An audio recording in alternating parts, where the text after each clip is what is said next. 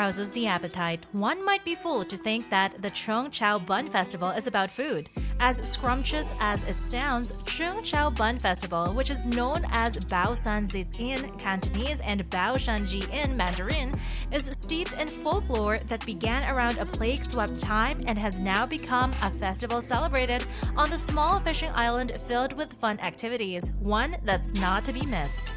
Cheung Chau Bun Festival or Cheung Chau Daju Festival is a traditional Chinese festival on the island of Cheung Chau in Hong Kong. Held annually and with therefore the most public exposure, it is by far the most famous of such Daju festivals, with Zhu being a Taoist sacrificial ceremony.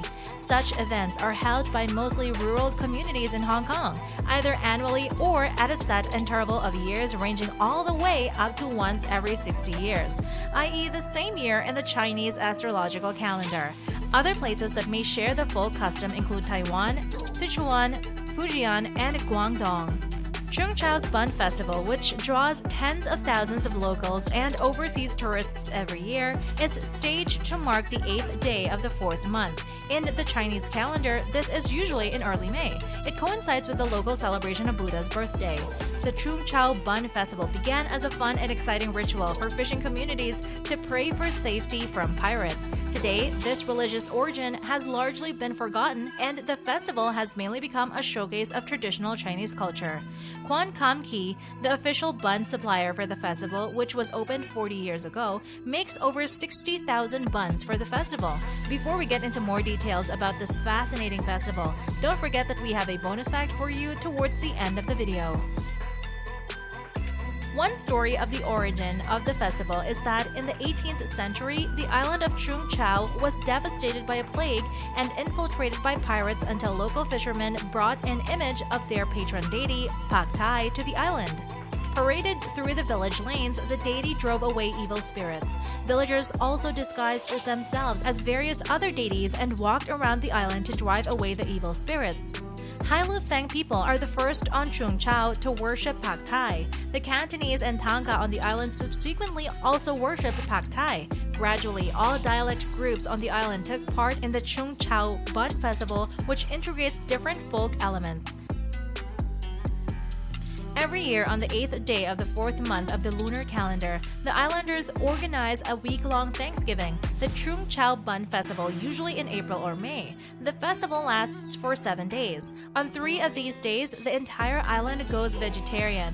Most of the island's famous seafood restaurants adhere to this tradition. The local McDonald's also takes meat off the menu and instead sells veggie burgers made of mushrooms. Parade of floats, or floating colors. In addition to traditional lion dances and dragon dances, children dressed as legendary and modern heroes are suspended above the crowd on the tips of swords and paper fans. They form the parade in the air and are all secured within steel frames, though they appear to glide through the air. Parents consider it a great honor for their offspring to be part of the parade. This fascinating procession is accompanied by the bedlam of musicians loudly beating gongs and drums to ward off evil spirits. It is led by a spectacular image of Pak Tai, the god of water and the lord of the north, to whom the island's temple of the jade vacuity is dedicated. Here are some of the important deities worshipped by Cheung Chau people during the festive celebration. Pak Tai. Since Cheung Chau is traditionally an island of fisherfolk, Pak Tai is its most revered divinity since it is believed he has the power to confer smooth sailing for the fishing boats as well as providing good catches for their crews. Pious believers recognize him as Pei Fang Chen Wu Shan Tang Shang Ti, which means true soldier and superior divinity of the deep heavens of the north. Tin Hao. The second of the most significant deities involved in the celebration is the highly revered Tin Hao, goddess of the sea and protector of all fishermen and boat people. Celebrated for providing warnings of imminent storms and saving countless lives from wreckage, she is a popular motherly goddess in the southern China region and won the devotion of many fisherfolk. Kuan Yin and Hong Xing. Two more deities complete the celestial divinities taking part in the parade. Kuan Yin, the goddess of mercy, with her tranquil and ever-compassionate smile, and Hong Xing, the terrifying god of the south, with his menacing headdress, unkind face, bushy black beard, and stave at the ready to chastise all enemies. Bun-snatching. The counterpiece of the festival is at Pak Tai Temple, where the Bun Mountains or Bun Towers stand. These are 3 giant 60-feet bamboo towers covered with buns. It is these bun-covered towers that give the festival its name. It originates from the custom in southern Fujian and Shaozhou known as Qinggu, where people snatch food that has been offered to the lovely spirits. Historically, young men would race up to the tower to get hold of the buns. The higher the bun, the better fortune it was supposed to bring to the holder's family. The race was known as bun-snatching. However, during a race in 1978, one of the towers collapsed, injuring more than 100 people. In subsequent years, 3 designated climbers, 1 climber to each tower, raced up their respective towers and, having cleared the top buns, proceeded to strip the towers of their buns as they descended.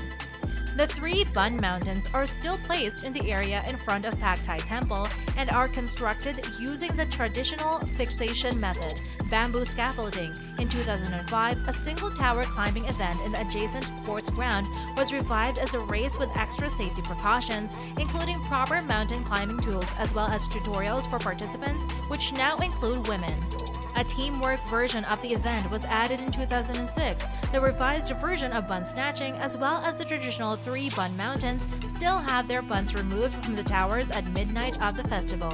In February 2007, it was further announced that the buns on the single tower construct will henceforth be made of plastic. During the festival, Chinese operas, lion dances, and religious services also take place on the island. Number 6. Burning of paper effigies.